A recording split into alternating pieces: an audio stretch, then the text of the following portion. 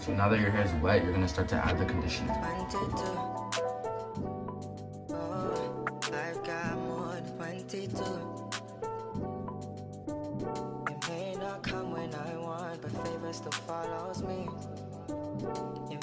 So while the conditioner is in your hair, you're gonna start to detangle. Make it about Jesus Christ. Yeah, he deserves the praise, cause he paid the price. So grateful that he saved my life. Now you're gonna wanna wash it out.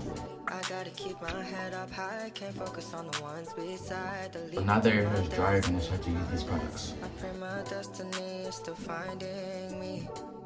Yeah, it's amazing how in his presence the blessings they follow me. Oh, it's amazing how when I stumble, his hand puts me back on my feet. It may not come when I want, but favor still follows me.